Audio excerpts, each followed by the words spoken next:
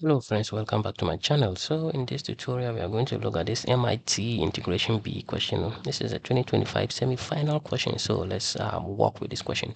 So let's see how we can solve this integral. So first off, we can start off by recognizing that this integrand is an even function. That is, f of negative x is the same as f of x. So f of negative x is the same as f of x. So that is this integrand.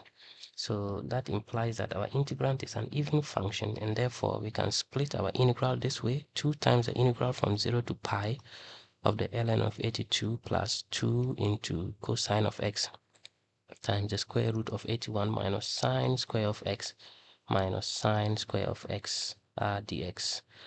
So here we can now use the King's property. We already know what the King's property is, which states that the integral from a to b of f of x dx is the same as the integral from a to b of f of a plus b minus x dx.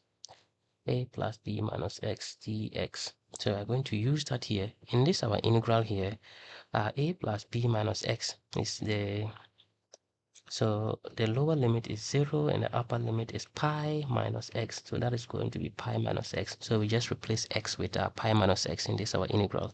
So I is going to be the integral from 0 to pi of the ln of 82 minus, plus the cosine of pi minus x, right?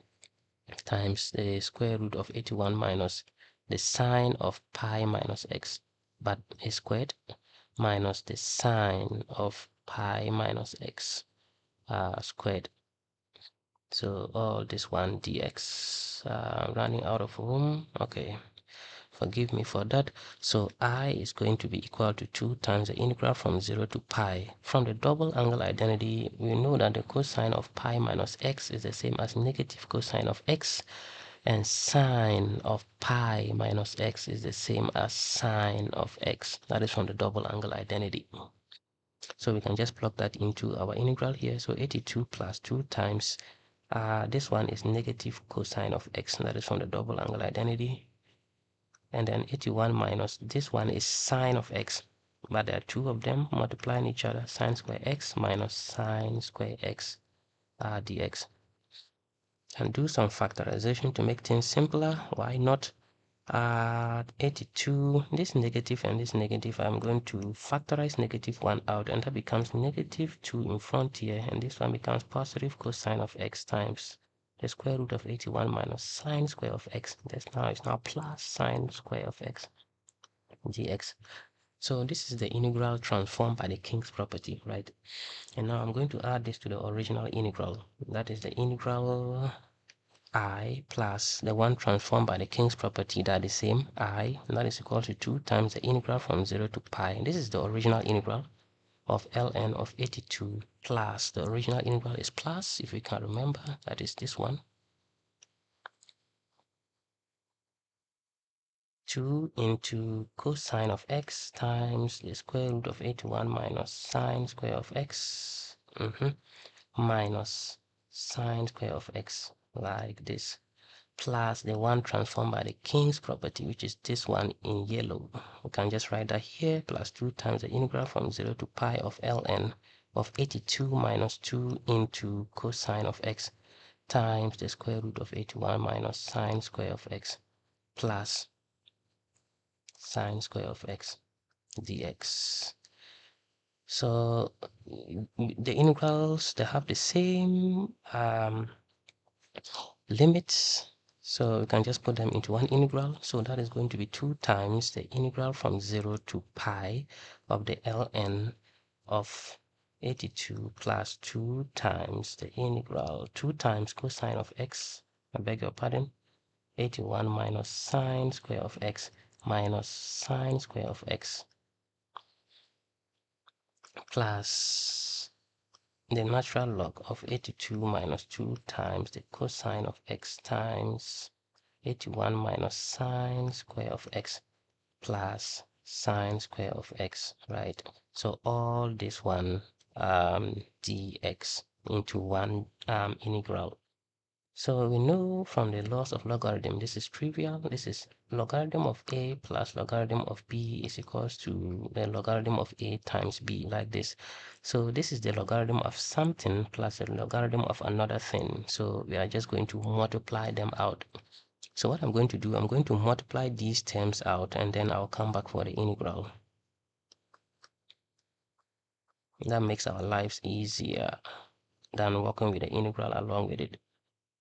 Okay, so I'm going to multiply this term by this term, that is 82 minus 2 into cosine of x times the square root of 81 minus sine square of x plus sine square of x.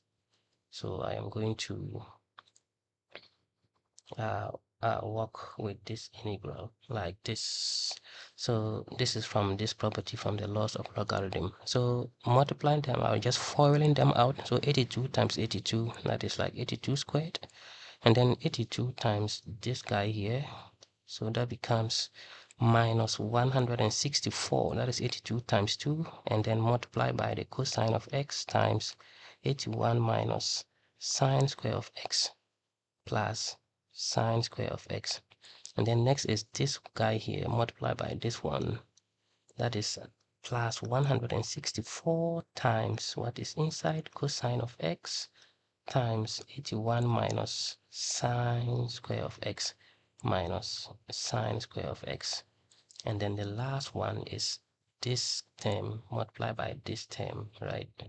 So that is going to be plus, no, that'll be minus, I beg your pardon, that'll be minus. Then I'll have 2 times 2, which is 4. But these terms are difference of 2 squares, right? So that is the difference of 2 squares. So I'm just going to take this square of the first one. So the square of the first one is going to be cosine square of x, and then multiply by 81 minus sine square of x, and then minus the square of the second one, that is this guy and this guy. So that is going to be sine raised to the power 4 of x. So that is how this one can be expanded. So now let's work with this. So 82 squared minus, some things will cancel out here. 164 times this one is going to be negative, but we have positive 164 times the same thing here. So those guys will cancel out if you multiply out. What will be left will be 164 times sine square of x, another positive 164 times negative sine square of x. That gives you negative 164 sine square of x, like two of them summing. So we are done with that, and then we can expand this one. So this one is 4 into cosine, I'm sorry, this is 81 times cosine square of x minus cosine square of x sine square of x minus sine raised to the power 4 of x, like this. Cool result. So 82 squared minus, combining this one will give you 328 sine square of x minus 4 into 81. From the Pythagorean identities or theorem, cosine square of x can be written as 1 minus sine square of x minus the same thing here, 1 minus cosine square of x, I'm sorry, 1 minus sine square of x multiplied by sine square of x minus sine raised to the power 4 of x, like that. So 82 squared minus 328 sine square of x minus 4 into the can do some multiplication here, so that is going to be 81 minus 81 sine square of x, and then minus this times that will give you sine square of x, and this and that multiply with sine square of x is going to give you positive sine raised to the power 4 of x minus sine raised to the power 4 of x. So 82 squared minus 328 sine square of x minus, you can now multiply in with your 4, so that is going to be 324 plus this one is 324 again sine square of x, and then negative here, that's going to be positive 4 sine square of x, because these guys will cancel out beautifully. And what we are left with is that this and this will sum to 328 sine square of x, which will cancel out with this one. So this and this will cancel, and in the end you are left with 82 squared minus 324.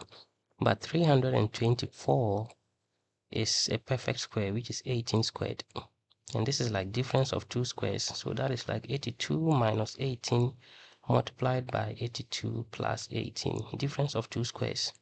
82 minus 18 is 64, and 82 plus 18 is 100, so that multiplied to 6400, and 6400 is like 80 squared.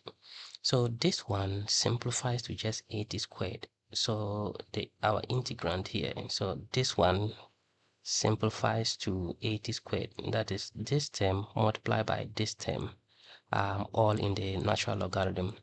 So we can now switch back and wrap up our integral. Now that we have done this, we have done the heavy lifting. So 2I is going to be equal to what? 2I is going to be equal to 2 times the integral from 0 to pi, 2 times the integral from 0 to pi of the ln of 80 squared dx. So this is how our integral can be simplified. So this is the ln of this times this is just 80 squared. All right, so we are done. And this one, using the laws of logarithm, this one is 2 times the integral from 0 to pi of 2 times the ln of 80 dx. And that becomes 4 the integral from 0 to pi of the ln of 80 dx. So 80 is a constant, so we can just integrate that. Very easy now. So this is 4, integrating that is ln of 80, then x, we are integrating from 0 to pi. So that is going to be 2I is equals to 4 times the log of 80, and then we have pi minus 0, which is pi. So that is going to be 4 pi ln of 80. We are not done. We have to divide by 2, and that isolates our I, and that becomes I to be equal to 2 pi ln of 80. And this one is the value of our integral. Therefore, if we integrate this function, our original function, this one evaluates nicely to 2 pi ln of 80. This is the answer that MIT gave for this beautiful integral. So if you find this helpful, make sure to give me a thumbs up and subscribe to my channel for more engaging content from Calculus Diaries. I thank you so much for watching this video, and I will see you in the next one. Bye bye.